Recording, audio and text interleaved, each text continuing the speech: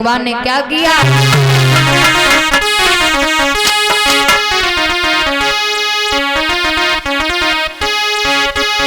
लीला में लीलाधारी ने और सूरज के अंश ढांप डाले, सूरज की अंश ढांप डाले, तीन ही कदम की गिनती में उन्हें तीनों लोग ढांप डाले।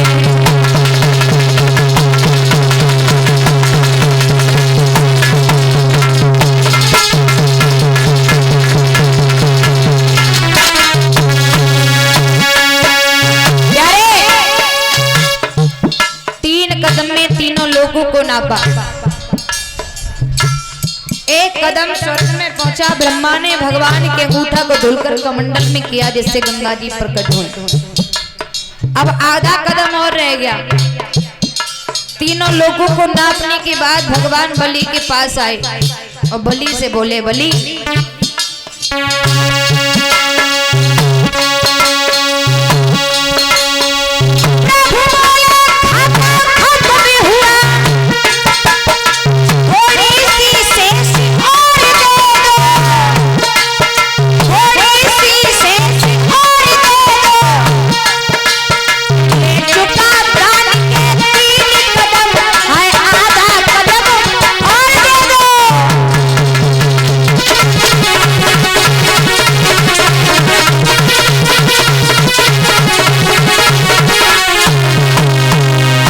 भैया, तीन कदम में तीनों लोगों को नापा। भगवान आकर बोले, बलि आधा कदम और रह गया, वो भी दे दो। तो कांप रहा था प्रथम ही बलि वह रूप निहार, पड़ी मार के साथ में वहां दूसरी मार। प्रथम तो वो बलि भगवान के उस विशाल रूप को देखकर थरथर कांप रहा था, और दूसरी बात भगवान ने ये और कह दिया कि आधा कदम और रह गया, वो भी दे दो। अब तो बलि और ज्यादा घबराने लगा। बोला, प्रभु आप उन्हें थोड़ा सोचने का मौका दीजिए। भगवान बोले, आराम से सोचो। बलि बोला, प्रभु एक बात बताइए। बोले, हाँ। धन और धनी में रिश्ता क्या होता है? बोले, मालिक और नौकर जैसा। तो बलि बोले, आप रुकिए थोड़ी देर, मुझे आज्ञा दीजिए। महलों में गया और आया। ठीक है, जल्दी जाओ। बलि ने जाकर अपनी पत्नी विंध्यावली को सारी बात बताई और एक बात कही, देवी क्या तुम मेरे साथ एक काम कर सकती हो? क्या तुम मेरे साथ अपने आप को नपा सकती हो? बोले, क्या? बोले, हाँ। एक महात्मा ने तीन कदम में तीनों लोगों को ले लिया है, आधा कदम और उनका पूर्ण करना है। विंध्यावली कहने लगी, क्यों नहीं महाराज, चलिए। विंध्यावली बलि के साथ आई और भगवान से आए कि बोली, महाराज आप हम दोनों प्राणियों को नाप के अपनो आधो कदम पूर्ण करो। क्या? बोले, हाँ, हम दोनों प्राणियों की पीठ नाप लीजिए। और जैसे ही भगवान ने कहा नाप लो, तैसे ही भगवान बड़े खुश हुए। और भगवान बोले, बलि हम बहुत खुश हैं, हमसे कुछ मांग ले। बलि कहने लगे, मांगे तो हमारी पत्नी मांगे। पत्नी कहने लगी, मांगे तो हमारे पति मांगे। हैं? भगवान बोले, देवी मांग ले। तो विंध्यावली बोली, बाबा हमें कहा दे हुए तुम? सुनो,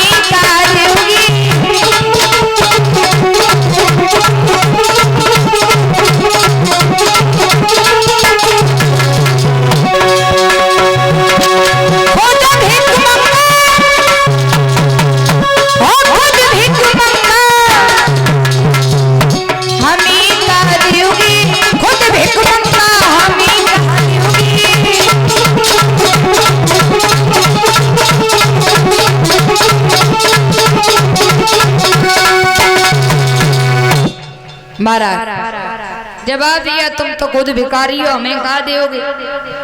भगवान को मौका मिल गया, भगवान कहने लगे बलि जाओ, हम तुम्हें पातालपुरी का राज्य देते हैं। इतना कह के भगवान अपने रूप में प्रकट हुए, बलि सर पकड़ के बैठ गए। ये क्या हुआ? यज्ञ कर रहे थे, स्वर्ग का राजा बनने के लिए बना दिया पातालपुरी का।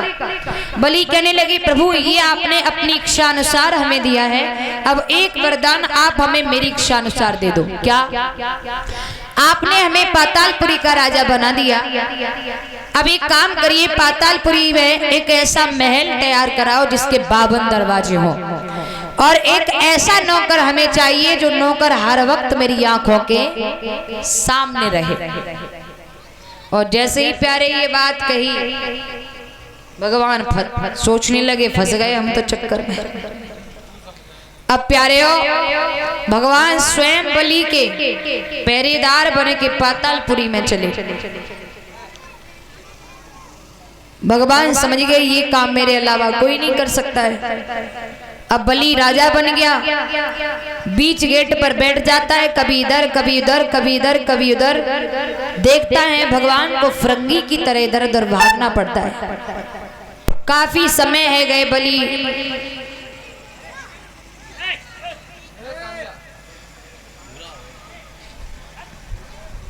प्यारे, काफी समय है गयो, प्रभु लौट के ना गए तो लक्ष्मी भैया बड़ी परेशान। लक्ष्मी भैया बड़ी परेशान। नारद पास में आए, नारायण नारायण नारायण। लक्ष्मी बोली लला ना, बोले हाँ। तुमने कहूँ अपने बाबा को देखो। नारद जी हंस के बोले अम्मा तूने भेजे कहाँ? बोले लाला हमने तो कहूँ नहीं भेजे। तो नारद जी हंस के बोले अम्मा उन्हें अपनी नौकरी लगा ली, नौकरी लगा ली। मैया कहने लगी हाय राम, मेरे घर में कहा बात की कमी, जो वे नौकरी करवे को गए। ए लाला कहीं ऑफिस में बैठे होंगे। नारद जी हंस के बोले बाबरी ऑफिस में ना बैठे हैं। बोले फिर? पातालपुरी में राजा बलि के दरवाजे की पहरेदारी कर रहे हैं। मैया सर में हाथ मार के बोली राम राम, मरे काय पे 4th क्लास की नौकरी पे कत्ते तो कोई अच्छी नौकरी कर लेते हैं। अच्छा लाला मैं उन्हें पाऊंगी कैसे? बोले मैया एक अनमोल चूनर की राखी बनाए के ले जा, तो वे मिल जाएंगे। चौकी जाए कि कहियो बलि से भैया तेरे कोई बहना ना है, मेरे कोई भैया ना है, कलाई आगे बढ़ा मैं राखी बांधूंगी, और जब तू राखी बांध देवेगी तो बलि कहेगो बहना कुछ मांग ले, तो तू नहीं मांग ले। ये बोले ठीक है। अब लक्ष्मी जी ने राखी बनाई अनमोल चूनर की, और राखी बनाई कि बलि के दरवाजे पे पहुंची और आवाज लगाई, कहा कि छोटी भैया तेरे द्वार बहना बड़ी दूर से आई।